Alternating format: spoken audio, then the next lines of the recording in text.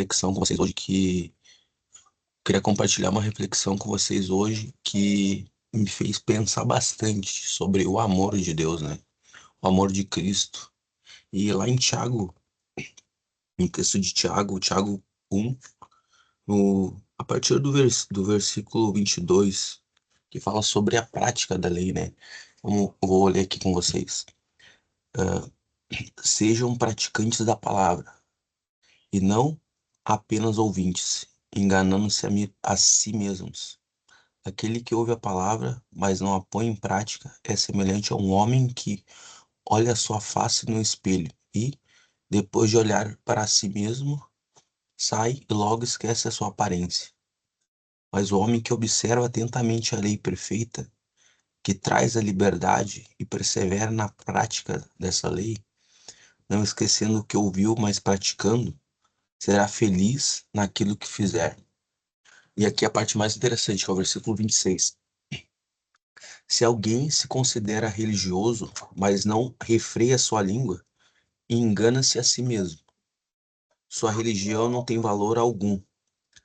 A religião que Deus, o nosso Pai, aceita como pura e imaculada é essa: cuidar dos órfãos e das viúvas em suas dificuldades e não se deixar corromper pelo mundo. E essa passagem me trouxe uma reflexão sobre o amor de Deus, né?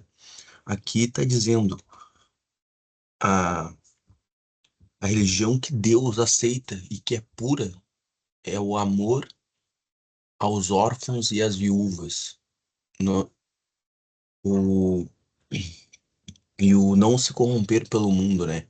E aqui o que representa essa, essa expressão órfãos e viúvas, né? São pessoas que estão em vulnerabilidade, né? Que estão em dificuldade e seriam a representação daquilo e daqueles que ele quer que a gente faça algo.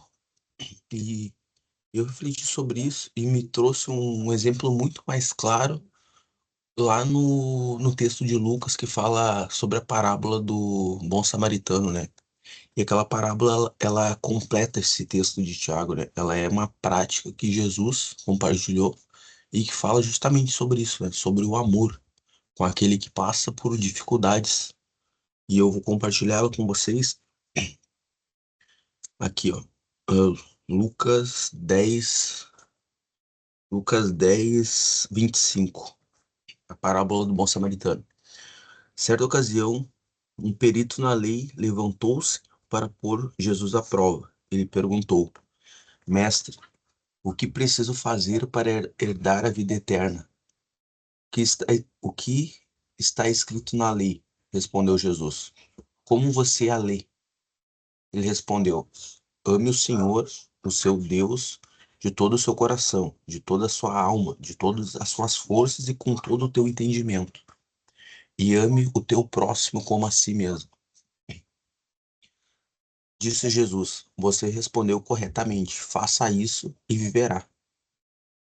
Mas ele, querendo justificar-se, perguntou a Jesus: E quem é o meu próximo? Em resposta, disse Jesus: Um homem descia de Jerusalém para Jericó, quando caiu nas mãos de assaltantes. Estes lhe tiraram as roupas, espancaram-no e se espancaram e se foram deixando quase morto. Aconteceu, aconteceu estar descendo pela mesma estrada um sacerdote. Quando viu o homem, passou pelo outro lado. E assim também um levita. Quando chegou ao lugar e o viu, passou pelo outro lado. Mas um samaritano, estando de viagem, chegou, chegou onde se encontrava o homem, e quando o viu, teve piedade dele. Aproximou-se, enfaixou-lhe as feridas, derramando nelas vinho e óleo. Depois o levou para a hospedaria e cuidou dele. No dia seguinte, deu denários ao hospedeiro e lhe disse: Cuide dele. Quando eu voltar, lhe pagarei todas as despesas que você tiver. E esse texto, essa parábola aqui, ela é muito boa, porque ela traz uma reflexão sobre o amor que Deus quer que a gente tenha, né? O amor que Ele quer que a gente pratique. Ali, o, o mestre de lei perguntou para ele, né? O que que eu preciso para ter a vida eterna? E ele falou, o mestre de lei falou, né? Eu tenho que amar a Deus e amar o meu próximo. E Jesus falou, né? Então vai lá e faz. Ele não falou assim, mas legal, tu entendeu, tu sabe, tu tá salvo. Não. Ele falou, vai lá e pratica, vai lá e faz. É isso que tem que ser. É a ação, é a mudança. É o complemento do texto de Tiago, né? Porque fala sobre isso, sobre os órfãos e as viúvas, aqueles que estão em dificuldade, né? E aqui Jesus deixa claro, tu tem que praticar, tu tem que fazer, tu tem que não basta ler a Bíblia, não basta entender da Bíblia, não basta entender da lei, tem que agir, praticar. E a parábola, ela é muito boa, por quê? Porque ela retrata sobre três pessoas. A primeira pessoa é o sacerdote. E o sacerdote, quem que era o sacerdote? O sacerdote era a pessoa que intermediava a relação entre Deus e homem, né? Então, o sacerdote ele era uma pessoa que tinha conhecimento e entendimento sobre a lei. Ele tinha a compreensão do que era necessário, do que era preciso e o que a lei dizia.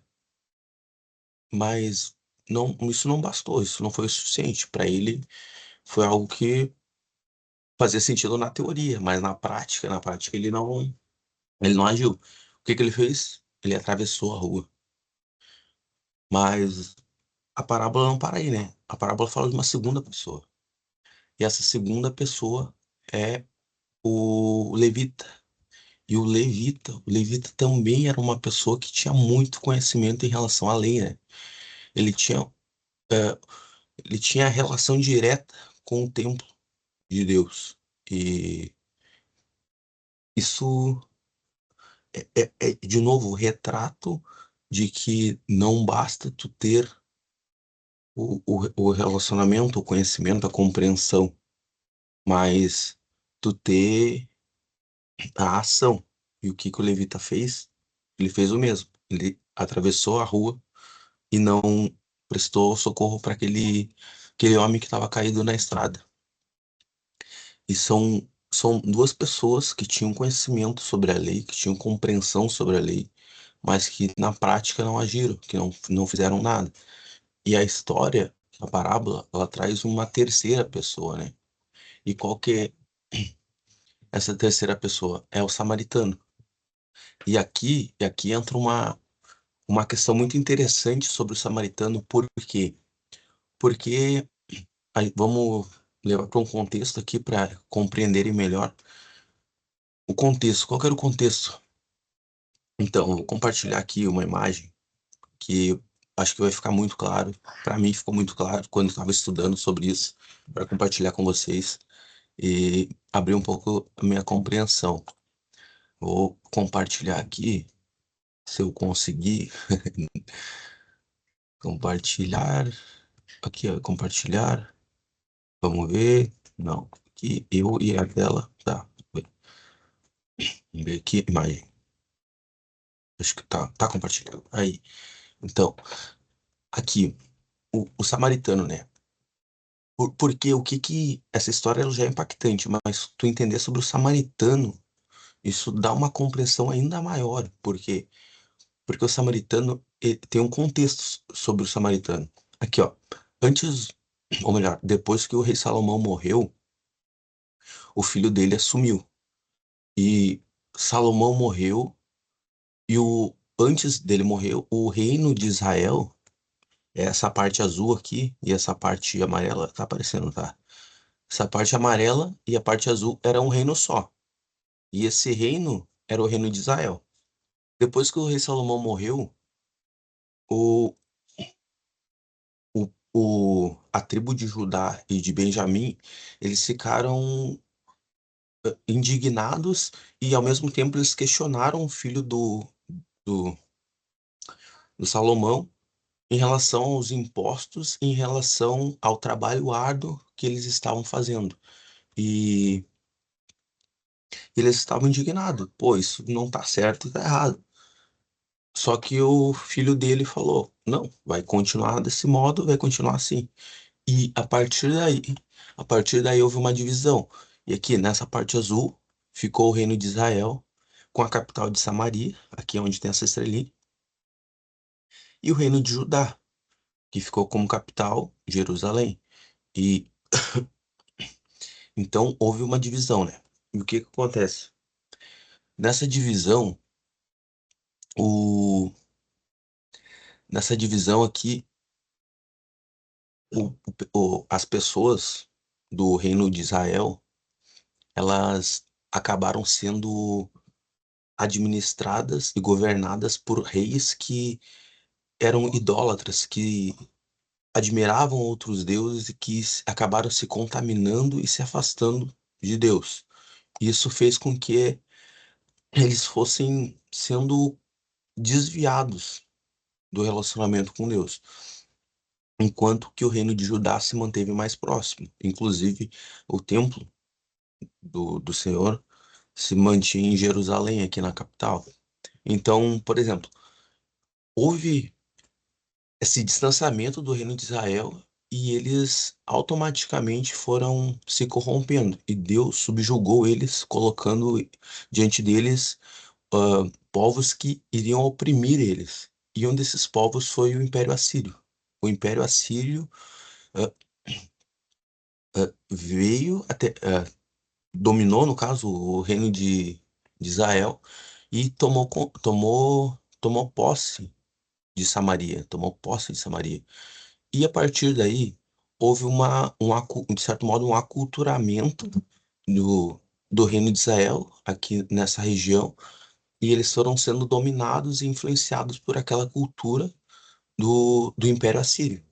E a partir daí também houve uma miscigenação do povo. As pessoas acabaram se misturando, se relacionando, e houve uma mistura. E também questões religiosas, eles foram adorando outros deuses ainda mais e foram se tornando pagões. Então, a partir disso, dessa diferença, houve um preconceito ainda maior e uma diferença ainda maior entre a visão que o Reino de Judá, que as pessoas aqui do Reino do Sul tinham em relação a esse pessoal aqui. Então, ali na parábola do bom samaritano, o que que impacta de verdade, o que que traz essa reflexão é justamente isso, né? O, o samaritano, ele era uma pessoa que ele era mal visto, porque aqui o sacerdote, o levita, o próprio homem que estava jogado ao chão, que estava ferido, ele era ele era um homem judeu. Então, esses três personagens, o que estava caído, o sacerdote, o levita, eles pertenciam aqui, ó, ao reino de Judá. E o samaritano não tinha nada a ver com essa história. E, inclusive, ele era o cara que provavelmente nenhum deles ajudaria eles, né? E a história a parábola, ela, o grande ponto é justamente esse, né? E é o ponto que reflete e que traz uma percepção ainda maior do amor que Jesus está falando, que é um amor que do, vai além das fronteiras, vai além daquilo que tu pode ter como diferença em relação a uma outra pessoa, né? O samaritano, ele era um cara que era mal visto e que provavelmente nenhum deles ajudaria, né? Talvez nem mesmo aquele que estava sendo ajudado. Mas o samaritano, não, ele parou e foi lá e ajudou aquela pessoa que talvez passaria reto por ele. E esse é o ponto, né? Essa é a chave. O samaritano representou de fato o amor de Deus. Ele teve misericórdia, ele teve compaixão, independentemente da situação, independentemente se era uma pessoa que ajudaria ele ou não. Ele não se importou com isso. Ele simplesmente foi lá e ajudou. Não importava para ele se era um judeu, se era alguém que ele detestava. Ele não pensou isso. Enquanto os outros dois, que eram pessoas com um entendimento sobre a lei, que entendiam, que sabiam, assim como o próprio o mestre de lei, ele que questionou Jesus, né? E Jesus trouxe a parábola, eram conhecedores de lei, que entendiam, que compreendiam, mas em nenhum momento eles decidiram ajudar, eles simplesmente fingiram que não existia. E essa é a reflexão, né? Tipo, o que que o que que se encaixa na nossa realidade, né? O que faz sentido? Porque, por exemplo, ah,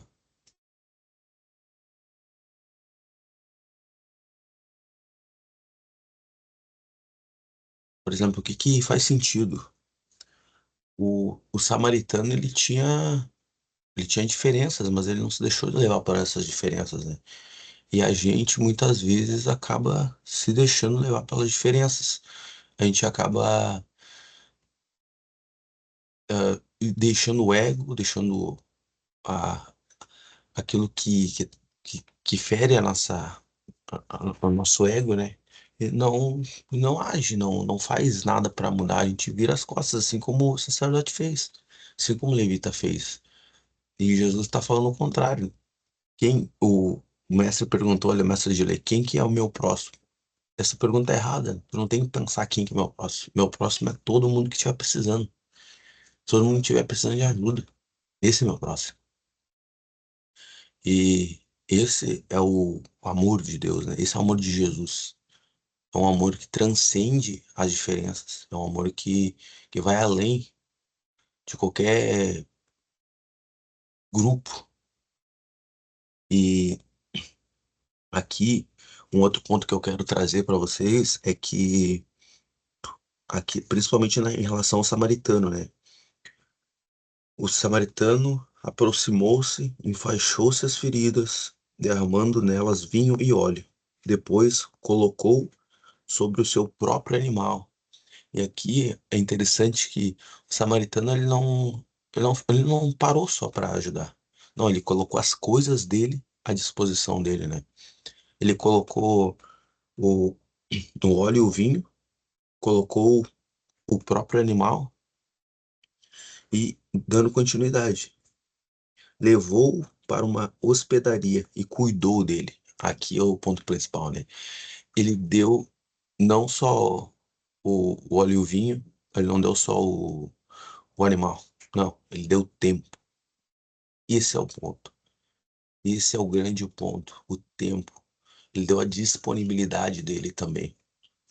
Não tem como ter esse amor de Cristo se a gente não, primeiro, não tem a preocupação. A gente precisa ter a preocupação.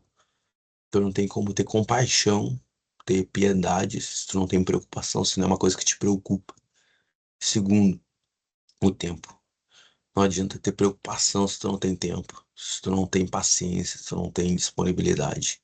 O tempo e a disponibilidade foi o que o samaritano fez. Ele colocou o tempo dele disponível, ele se disponibilizou para ajudar aquela pessoa. E é o ponto-chave, é o ponto-chave. E que, ó, no dia seguinte, deu 2 denários ao hospedeiro. Ele disse: cuide dele. Quando eu voltar, lhe pagarei todas as despesas que você tiver. Ou seja, no dia seguinte, ou seja, ele deu 2 denários no dia seguinte. Quer dizer que provavelmente ele passou a noite ali. Ele se disponibilizou para te ver, que ele deu o tempo dele. E mais do que isso, ele deu dinheiro, deu oferta também. Então, e finalizou, né? Quando eu voltar, lhe pagarei todas as despesas. Ou seja, ele não ajudou somente. Ele não, não, ajudei, vou lá, agora te resolve aí que ah, agora eu tenho coisa para fazer, agora eu tenho compromisso. Não, eu vou voltar aqui e vou acertar contigo.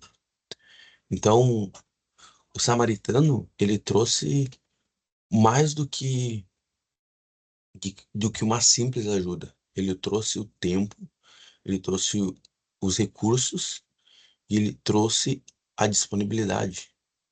Ele trouxe muitas coisas. E é algo que falta às vezes na gente, né? É algo que a gente deixa passar batido. Às vezes a gente perde essa sensibilidade, essa compaixão. E é isso que move o amor de Cristo, né? O amor de Cristo exige isso, exige a disponibilidade, exige o tempo e que faz diferença. É isso que faz diferença, né? E a grande questão aqui é justamente essa. A gente tem tempo, mas a gente tem ajudado alguém, a gente tem feito.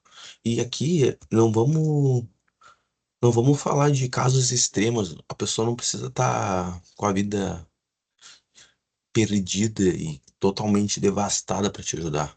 Mas, por exemplo, sei lá, teu amigo e tá com dificuldade, tá com problema com uma namorada, tá com problema no trabalho, tá com problema na faculdade. Pô, tu disponibiliza 5 tempos do teu dia para ouvir um áudio dele, para parar para escutar realmente, pô, o que que tá precisando, cara? O que que eu posso colocar à disposição de ti além do meu tempo?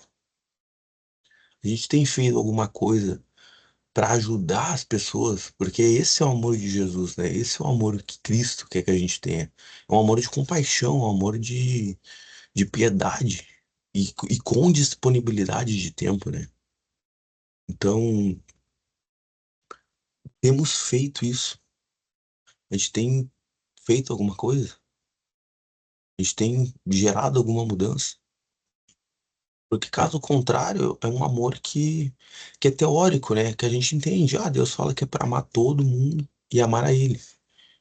Mas a gente tá que nem um sacerdote, a gente tá como levita. A gente vira as costas, a gente virou as costas e segue outro caminho, segue outra direção, né? E não é esse o ensinamento. O ensinamento é o contrário. É o que o texto de Tiago fala lá, né? Agora até perdi o texto aqui. Puxei, a Bíblia tá. Vamos ver aqui. Tiago. Hum. Aqui, ó.